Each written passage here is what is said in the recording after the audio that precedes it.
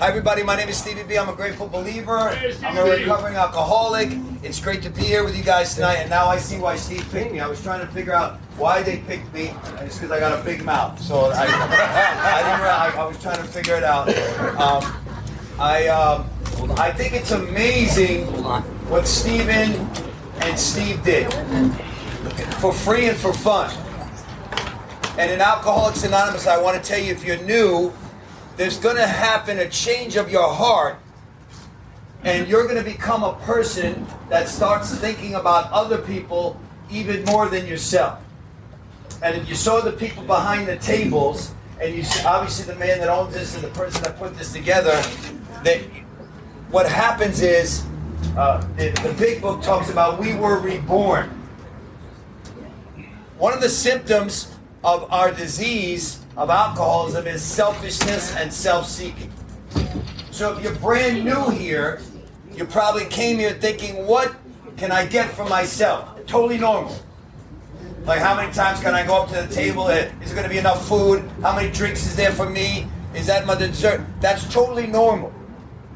But what's going to happen after having a relationship with God, you're actually now going to be looking around to see if there's someone's dish you can pick up, to see if there's somebody you could bring a drink, to see if you could contribute to a meeting, to see if you could start a meeting. And that's what happens to people. That's probably how this venue got birthed.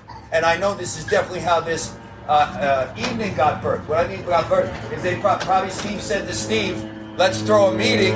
And Steve said, come, let's do it in our place. And then all of a sudden you have this wonderful event where we get to experience it. So since Steve just came out, let's just thank him. Please.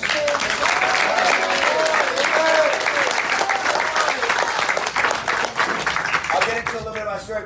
If you were at the Step series that I was doing last week at Fulford Church, I was speaking about a guy that was selfish, and he was a terrible alcoholic. Terrible alcoholic. It was always about him. Big whiner. Okay, he had a tough childhood, victim all the time. Every time I was around him in the old days, it was all about, he just walked in. He just came in just now. And what happened to him, I spoke about him this week, what happened to him is God. What happened to him is God. See, victims will never recover. And he went from being a victim to a guy that thinks about other people. He works his full-time job 50 hours a week, 40 hours a week, and then he spends 50 hours a week bringing his dog and ponies and different things into places where kids have cancer. That's the guy I was talking about. He just walked in. Totally selfless. How does a person go from... Yeah, you give the Lord a round of applause. How does a person go from totally selfless, selfish, alcoholic, all about me, it's all about me, the power of the 12 steps in God. This is my area. I don't mean I lived here. This is where I copped. This is my copping area. Young, same here. And One of them. it's not like I had connections or I knew what I was doing. Nothing. I'm a half Jewish, half Italian kid from Long Island, New York, and I don't know anything from this area. But I knew if I came down here with money and waved it out the window, I was going to be able to go home with stuff. And this is where I would come down. So to come down now and to be here in a sober community and to know that the treatment center that I went to is around the corner sort of transitions, and I saw people with transition shirts on, and to remember how bad it was for me, to remember how miserable I was in treatment, to remember that I picked up crack in treatment, to remember that guys that just came in, young lady, we have seats over here. If you guys want to sit down, there's seats over here. You can sit down right here, all over. Come in. You're here with your daughter, or you come in. I was so bad off that all I could do was think about me. I had just married a beautiful wife from Colombia. She married sober Steve. I was sober 6 years. She thought she was getting a great deal. I thought she got a great deal. I didn't know that I was stark, raving in sobriety, which means I was sober, but I was just dry. I was miserable on the inside. 6 years miserable on the inside. Taking steroids, fist fights, illegal behavior, arrested in sobriety, picked up a woman coming out of a meeting at the 12-step house. Turns out to be a police officer, not a good thing.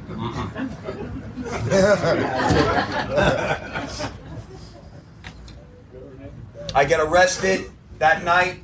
My sponsees and my friends are looking at me arrested in front of the meeting. Thinking, what kind of a person? I wonder what happened to Stevie B. Oh, he was arrested for trying to pick up a woman outside the meeting. Then I get inside the jail. That night, I'm sober. You understand? A lot of people, when they have criminal behavior, they're using. Doesn't seem that this crowd understands what I'm saying. I'm being arrested sober. Now I'm in jail sober. And I see other people from the 12-step house, and they recognize me, but they're drunk. And they're like, Stevie B, what are you doing here? And then I had to pretend I was there with hospitals and institutions.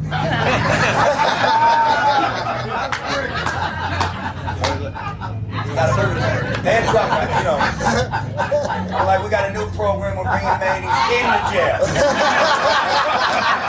With you. Now my wife did not know that I got picked up for picking up a woman, and I kept that a secret. And that's my wedding photographer, the guy that I said was completely selfish and an alcohol, worst alcohol, terrible. But the best photographer in the world.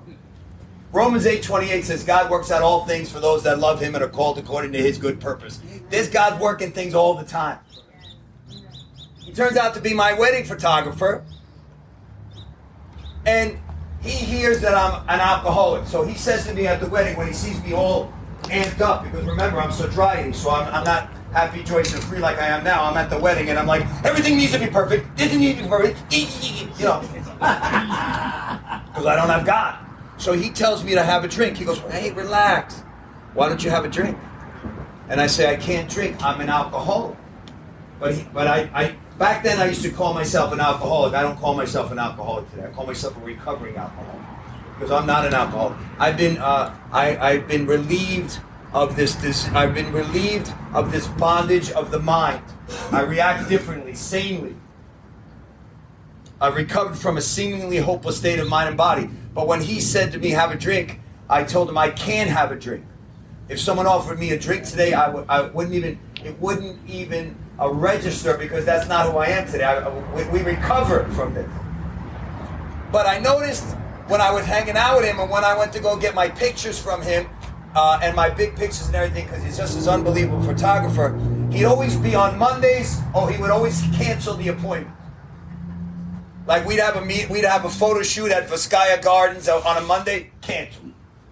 We go to cancel. So I said, Nick, what do you do on the weekends? He says, I got limousines and Dom Perignon and girls from Boca. And I had just gotten married. I says, maybe I jumped the gun. You know what I mean? Because it seems like his life is amazing. And he's always telling me about magic beans. And I talk about with these magic beans. He says, I take magic beans on the weekends, and I become very loving. And the whole weekend is a big love fest.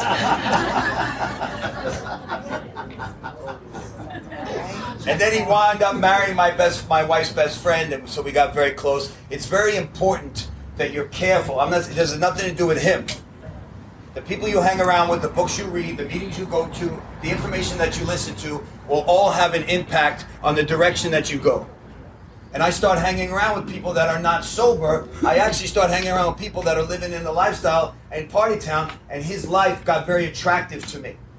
Because I wasn't focused on God. I was focused on a weekend with limousines and girls from Boca. And I said to him, listen, I can't drink, I'm an alcoholic. But I don't see anywhere in the big book that it talks about magic beans.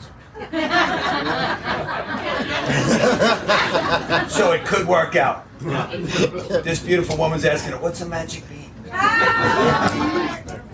Now she just asked Will what a magic bean is. Will doesn't know what a magic bean is. She's asked, a magic bean is a drug that you take and you go to clubs and you dance like this.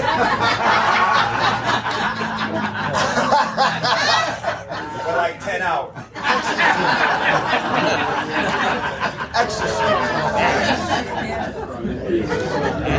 Really? I don't know if you experienced that, but my calves still hurt 23 years later.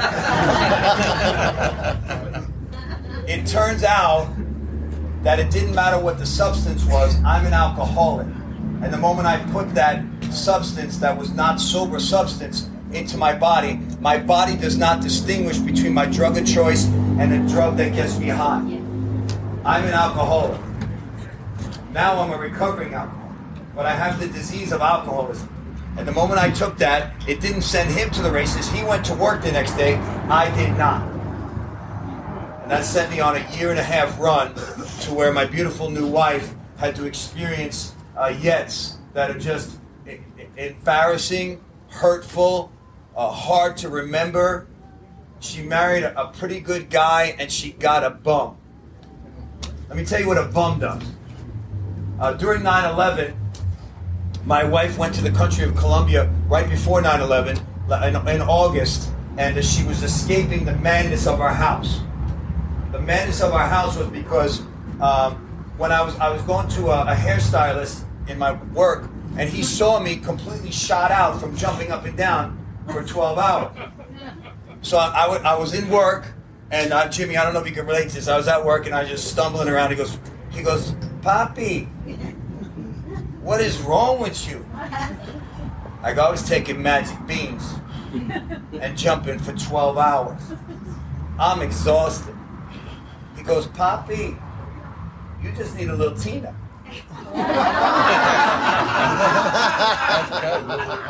I go, hold on a second. I used to have a problem with cocaine. I cannot do anything with that. I have cocaine. And he goes, Papi, there's no cocaine. This is Tina. Hold on before you start asking everybody in the row what this is.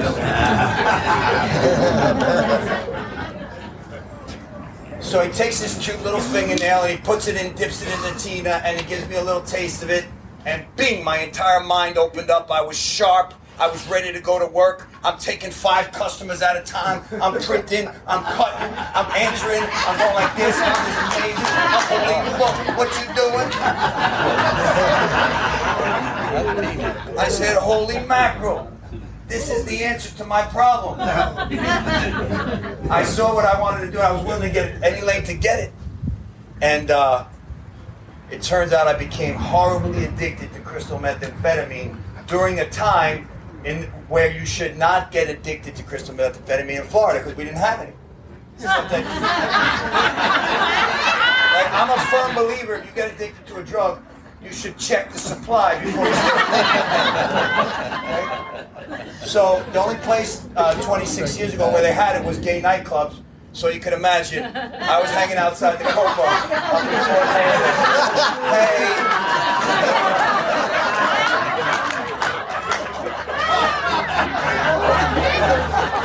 Can you throw me a bone over here?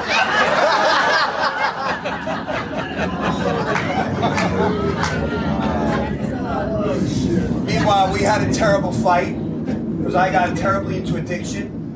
And he moved on with his wife, and we vowed to never speak to each other again. We had a horrible fight because of drugs and alcohol. And he went out of my life, and my wife lost her best friend because of my addiction. And it was a terrible breakup of the 4 of us, and they moved away, and we never saw them again. And I eventually relapsed into my original drug of choice. I lost my mind. My wife left to go to the country of Colombia to escape. She didn't know I was doing drugs. She thought I was having a nervous breakdown. And I didn't even know it was the drugs. I thought I was having a nervous breakdown too. I actually paid psychiatrists to tell them I was so they could tell me I was a nervous breakdown. And my symptoms, they were like, "Hi, what's your symptoms?" I'm like, "I'm up all night long. I cannot think of anything. I'm sweating all the time. I'm nervous, I'm irritable, I'm discontent, I don't eat. The guy's like, you're having a nervous breakdown. I never told him I was doing crystal meth, not once. I paid a guy thousands of dollars to misdiagnose me. I eventually crashed and burned. Horrific, I destroyed our home. When she went to Colombia, I destroyed our home because the paranoia was so intense. I was a paranoid, terrible freakazoid. And I broke the house apart, and I made secret hiding places in the house. It was awful. Let me tell you what definition of a bum. My wife is so worried about me because of 9/11, and she's so worried that I'm alone, and she doesn't know that I'm doing drugs. She thinks I'm just in the middle of a psychotic break. That the first plane out of Colombia, like around the 16th of September, she flies here. And we're supposed to celebrate her birthday. And I'm supposed to pick her up at the Miami airport. And she says, sweetheart, I'm here. She calls me on the payphone. She says, sweetheart, I'm here. And I say, I'll be right there, but I'm stuck like Chuck. I'm actually underneath, in our photo studio, I'm actually underneath the counter so nobody can find me in a completely dark photo studio, hidden underneath the sink, because I know the police are coming in at any time. And so she calls me back and she goes, honey, where are you? And I go, I'm on my way. And I can't move. And I call up my 72-year-old dad. And I say, Dad, I've had a terrible car accident. And I'm lost in Miami. And I can't pick up Sandy. Can you go pick up Sandy? And now I take my dad out of, and my dad thinks that something horrible happened to me where I've lost my memory. Because nobody thinks I'm using. They just think I had a nervous breakdown. And my dad's running around Miami, picked up my wife. And a bum leaves his wife at the airport. I had balloons in the car. I had a cake. I show up 2 days later. 2 days later with the balloons, like half, like half wilted balloons, with like a cake, like happy birthday. And my family just looked at me like, obviously you use it. They did intervention. They sent me to a psychiatric place up in Broward County, and I went in there and I did a stay there for 5 days, and inside my freezer I had a can. I don't even think you have ever heard the story. Inside my freezer I had a can that looked like something you could put in the freezer. It was like a can safe. I think it looked like ice cream, and it was full of drugs.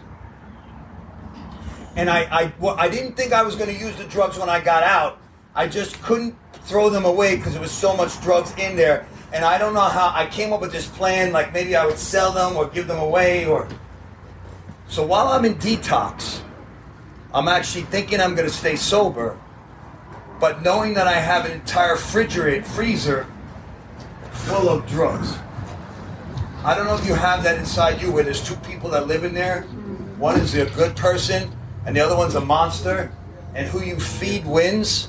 And who you starve dies, and at any moment, that one's waiting to come out. But I really intended, when I was in that detox, to be sober when I got out. I'm telling you, I was on a stack of Bibles. I only had that in the freezer because I didn't know what to do with it. And I lasted 2 weeks until I used the stuff that was in the freezer. And then I was back in the Fort Lauderdale Hospital again, and then I tried things again, and I was back in the Fort Lauderdale Hospital again. Then my family sent me to transitions, and I was in transitions, and I hated being in transitions. I hated every moment of it. Why? I hadn't surrendered. If you're here today and you haven't surrendered, you're going to hate it. If you haven't surrendered, you're going to hate everything I'm saying. But if you have surrendered, you're going to love everything I'm saying, because I'm going to tell you that there's not a worse drug addict or alcoholic in here than I was, and I'm not saying I was better or worse, but you weren't worse. Besides Sam, you weren't worse. I was terrible, and I hated being in transition. And the counselors would say, we're going to love you until you can love you. So I'm like, God's going to do for you one day at a time. And around the 7th week of being in treatment, something started to shift, and I started to see my life sober again. They were taking us to great meetings down here at the Boulevard Club. We went to go see this guy, Russell Spatz, speak. There was a light went off. I'm like, wow, this guy's amazing. They took us to the West Dixie Club. They took us to the Little River Club, which is very close to here.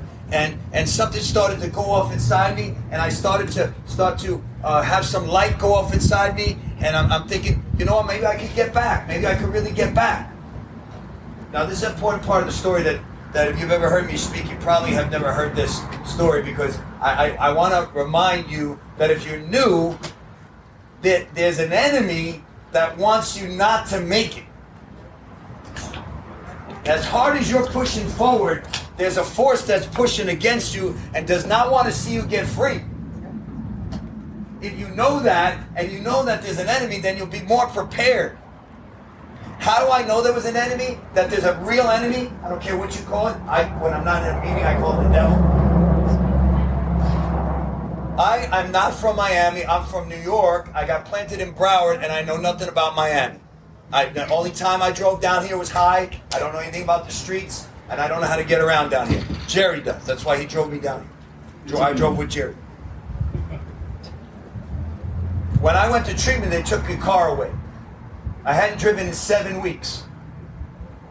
Back in the day, 23 years ago at Transitions, they used to have like one of the perks of working there was to torture me. I was part of their 401k. And every single Thursday, they would give passes for the weekend, and they never gave me a pass. So they would watch me, Steve-O, they would watch me go crazy. They'd go around the room, back in the day, they go around the room and they go, you got a pass for the weekend? You get a pass for the night? You get a pass for the weekend? No pass. And as soon as they get, and I would go break chairs, I'd scream dirty names, I'd tell them about, but I was cash paid, so they never threw me out.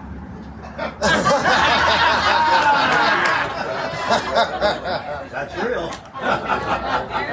How I know the enemy is real, watch this. They finally, after 7 weeks, because it started to go off, I started to become a little humble. I'm not saying humble, a little humble. They say, you know what, we're going to give you a 4-hour pass to go visit your wife so that you can work at your store on a Friday night. Because we had a printing company that worked up until late on a Friday night with Nikki. But we were already broken up by then. And they give me the keys to my car. It's a Friday night in Miami, 5 o'clock. If you know anything about Miami, 5 o'clock on a Friday, it's insane. I don't know where transition is in relation to this, but it's like 167th or something like that. It's definitely in this area because I can feel this area. And I get in my car, and I'm about to go on, I don't know what that is, Ives Dairy or Miami Gardens, whatever that street is. I'm about to go north on 95 at 5 p.m. on a Friday. There's millions of cars. But at that exact moment, at that exact place, exact time, my drug dealer from Broward County happens to be in the car in front of my car on the 95 ramp at the light going forward. Now, I don't know about statistics, but it seems to me that is a very, very highly impossible thing. I hadn't been in my car in 7 weeks. I have never been in this area in my car except went down South High, and he happens to be there in front of my car, and he gets out on the on-ramp, and he goes, "What's up?"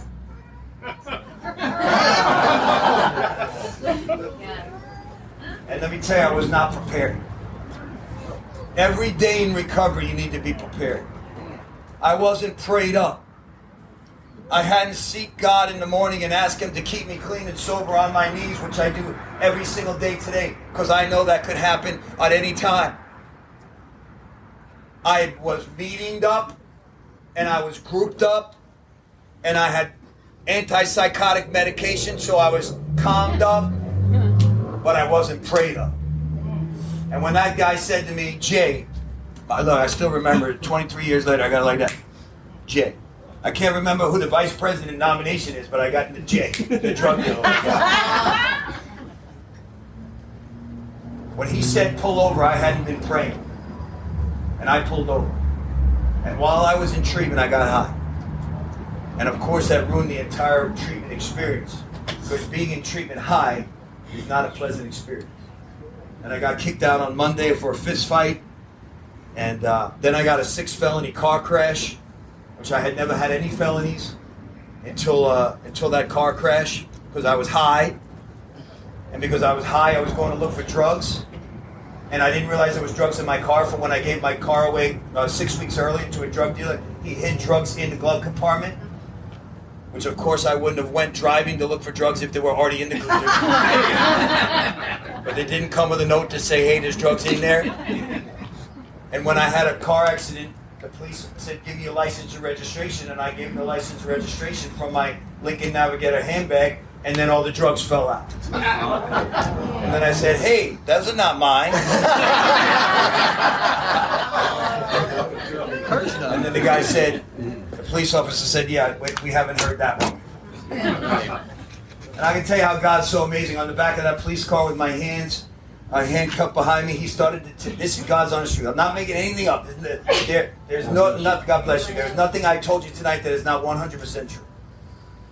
That police officer started talking to me about Jesus. I swear to you. And I told him I knew Jesus. Can you imagine? I told him I knew Jesus. And he was right. I knew Jesus at that time. Like I know Christopher Columbus. Like I know Charles Barkley. I know a lot of things. But when he didn't ask me in the car, he didn't ask me if I had a relationship with God, because if he would have said, do you have a relationship with God? And I would have answered yes, I would have been lying. But I thought I knew everything. High out of my mind, hands cuffed behind my back, 6 felony car crash. I think I still got some game in me. Like I don't know exactly the conversation we had because I was high, but it was probably like, hey, how long is this going to take? Probably something like that. And I did my time in the Miami jail. I got out. 8 hours later. And now I had 6 felonies hanging over me. But God's so amazing how he does things. I needed to experience that. I needed to be part of the drug court system. I needed to have stuff hanging over me. I am not a guy that's going to do well in jail. They don't even let you have hair gel in jail. It's a terrible experience.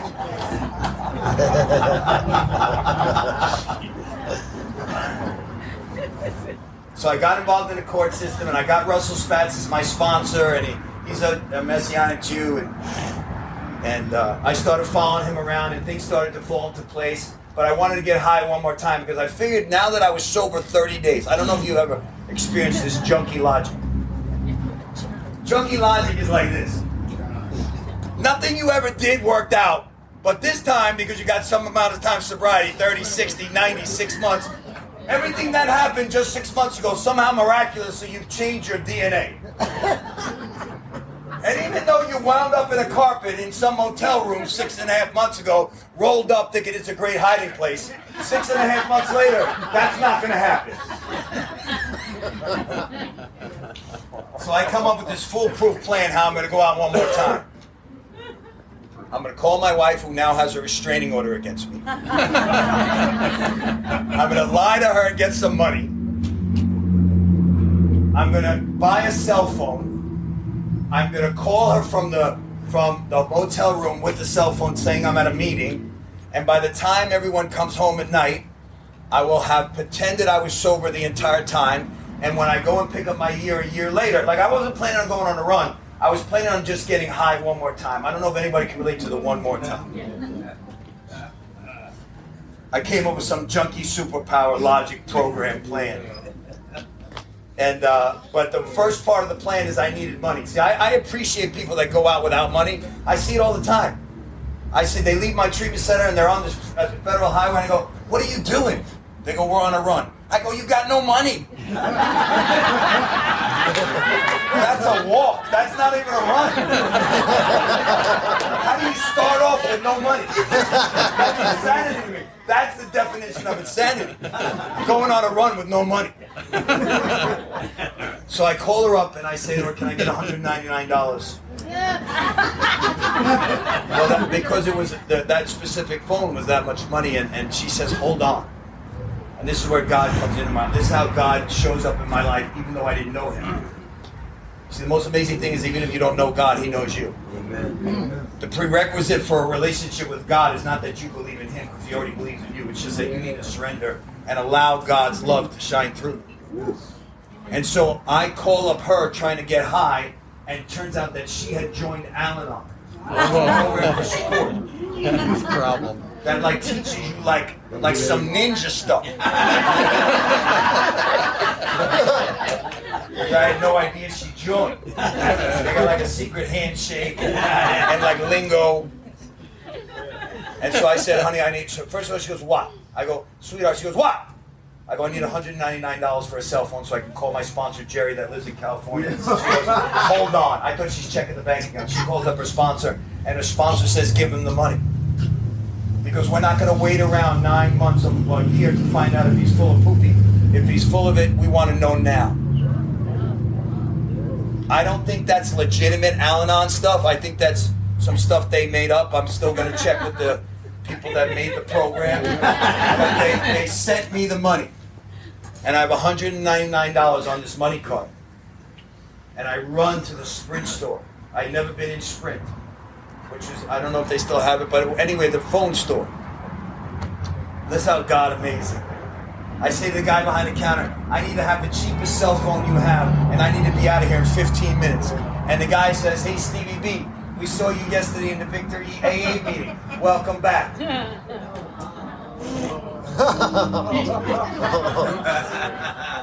Did you hear that, Vinny? Uncomfortable situations. God wants you to be in uncomfortable situations because life is uncomfortable and you can stay sober anyway.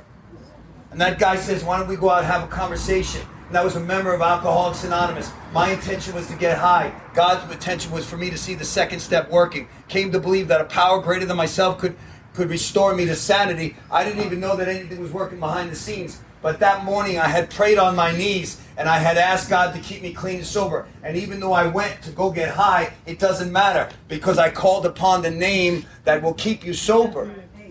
And even though my intention was not to stay sober, God's intention was to try to help me as much as he possibly could. I could have still told the guy, thanks for sharing, and I could have went and got high, but I didn't. I stayed sober. And 11 months later, my wife invited me to come back and live in the house. 4 years later, that man that I hated and was that I hated on my first 4-step, he was 2 pages of my 4-step. I hated him. By the time I was done with my 5th step, I realized everything that I perceived that man did wrong to me, it was actually I did wrong to him. By the time I finished my 5th step, I realized everything I hated that man for, he was a victim of my insanity, and it was nothing that he did. The 4th column in your 5th step is where were you wrong? The only human being in the entire planet that doesn't have a 4th column in their 5th step that didn't do anything wrong, they hung on a cross. Everybody else in here did a bunch wrong. So when we start writing down, we did, we. Now I'm not saying there's things in our 5th step that happened to us, molestations or rapes or stuff like that you had nothing to do with. But there's 90% of the stuff, you had very much stuff to do with it. My resentment against him that he stole from me, he didn't steal from me. I pushed him into a place where he had to survive and do things on his own because I was sucking the entire money out of our company through my nose. That he cursed at me, he responded to my cursing. That he did. After I finished it, I couldn't wait to love this guy, but I didn't know how to get in touch with him because they had vanished from our lives. 4 years into sobriety, he shows up at my work. And back then I was a little bit of a rough guy when we first knew each other. I was breaking doors and different stuff like that, so he didn't know what he was going to get into. But it turns out that Nicky got into the program. He just got out of IRT. I think it was IRT. And he approached my counter at my work like, hey, because he didn't know if he was going to find insane Steve. Like, hey, And I ran out to him and I hugged him like the prodigal son. I said, Nikki, I'm so glad to see you. I've been waiting for you. My heart had changed. The people that we were before, by the way, if you're still the same person that you were before and you're still resentful and you're still angry and you're not working the program. The program hasn't failed you. You haven't worked the program. If you put a broken car into a garage for 6 years and don't fix that car, and you go to get the car after 6 years, it's still broke just 6 years later. I had been working the program for the first 4 years. I had learned forgiveness, and I ran into that beautiful man, and now I had the Lord. I had given my life to Jesus. That's my experience. I'm not saying that's what's going to happen with you. And I couldn't wait to love on him. Couldn't wait to be with him. Now we've been together now for the last 19 years. He just celebrated 12 years, I think. Right? 12 years? 15? 13? 13 years. Worst drug addict I've ever met in my life is that man right there. Worst. And I know some serious drug addicts. I mean, I know John Jay. Serious drug addict. This man lived on roofs. This is a true story. He lived on roofs all around this area. One time we came out of the Little River Club and he said to me, that roof is the roof that I used to spend nights on when it wasn't raining. That alcove over there is where I went when it was raining. That underpass over there is where I did this. This is where I did this. And I started sponsoring him. For years he was disappointing me. For years he would get time and relapse. For years we'd buy him bikes and he would sell them. We'd get him a car, he'd sell it. He had a dog, we had to take it away. He had an apartment, we had to confiscate it. We had put him in a place where nobody fails. We put him in a farm in the middle of Florida. Nobody fails on the farm. Within a month, with his gift of gab and his Latino suave seat, he's already doing commercials for them.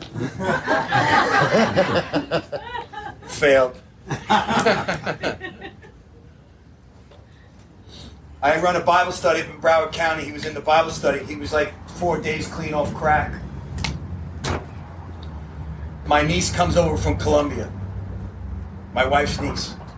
And somehow they meet eyes in the Bible study. Remember, he's the worst drug addict I know. Let alone I want him looking at my niece. My wife's niece. My wife's niece comes home. She's like, who is that man? I go, no!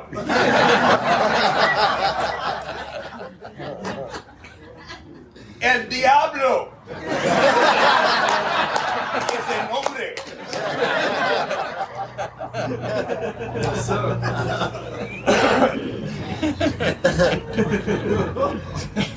4 years later, he has a $5,000 wedding engagement ring in his pocket that he purchased with his own money cash.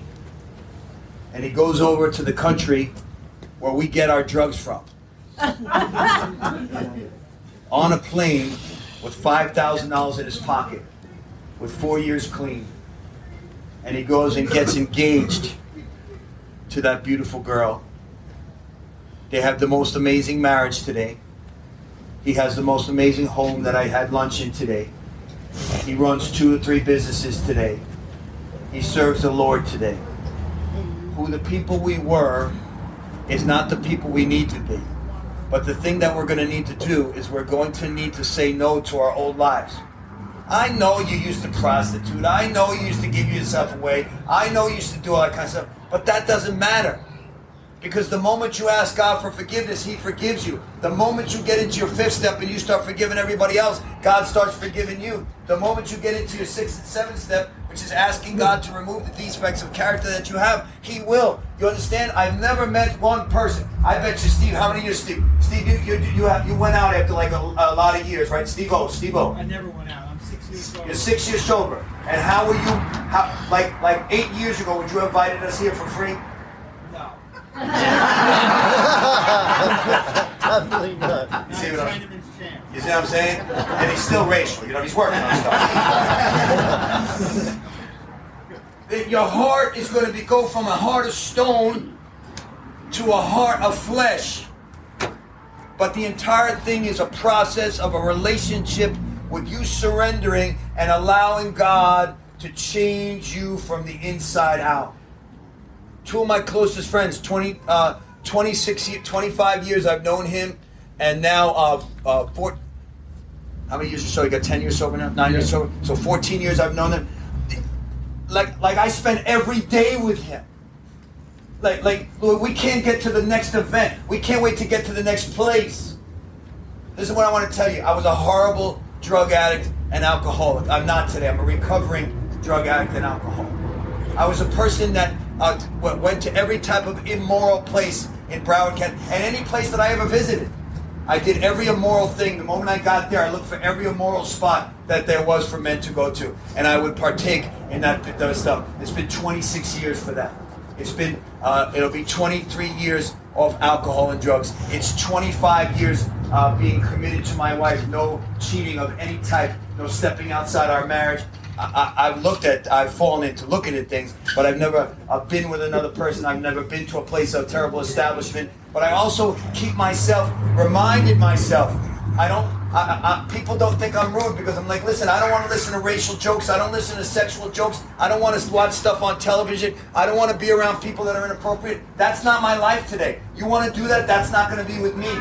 I keep myself mentally and spiritually focused. I was 280 pounds. 280 pounds. You know what 200? Imagine me with 80 more pounds. That's me, 80 more pounds. I used to be like this on the third year. Hey, I'm so happy. Let's go eat some more bread. I said, why would I get sober and be so uncomfortable? I said, listen, my friend died of being overweight. My other friend died of being overweight. One with 14 years, one with 15 years. I said, listen, I'm going to have to make a choice. And I started to chip away on it. Like Steve, chip away on it. I realized I was feeding my feelings with food. I'm Italian and Jewish. Everything we have is bread. And I stopped that. Now. And about 6 years, I started on that journey. I was chewing tobacco chewing tobacco like a fiend. And nobody I know chews tobacco, but I happened to be in treatment with a guy from Texas. And he's chewing tobacco. I never even seen chewing tobacco. You ever seen chewing tobacco? It's a disgusting. Right, you never seen chewing tobacco. Neither did I. But I happened to be living with a guy that chewed tobacco. And I go, why are you chewing tobacco? He goes, it gets you high. I go, let me have some tobacco. And here I am. I give my life to the Lord, and I'm in church, and I'm going, hallelujah, hallelujah. Spitting on the floor. And God said, how clean do you want to be? And I said, I want to be clean. He says, give that away. That's the last thing I want to say. This wasn't about the weight or the tobacco. This is about living a life beyond your wildest dreams.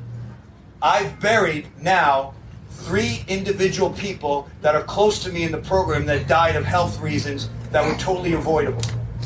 1 from smoking and 2 from being overweight. This is not an anti-smoking, anti-overweight meeting. But I do want to tell you that we only have one life. Take care of it. Trust God, like they say. Clean house, which is what we do. Help others. Get out of your way. Do selfless acts. Steve put this on for us. That was a selfless act. Do selfless acts. In Jewish, we say that's a mitzvah. Do mitzvahs. Help people. Go out of your way. This man, Will, is in our community up in Broward. He gives men free haircuts.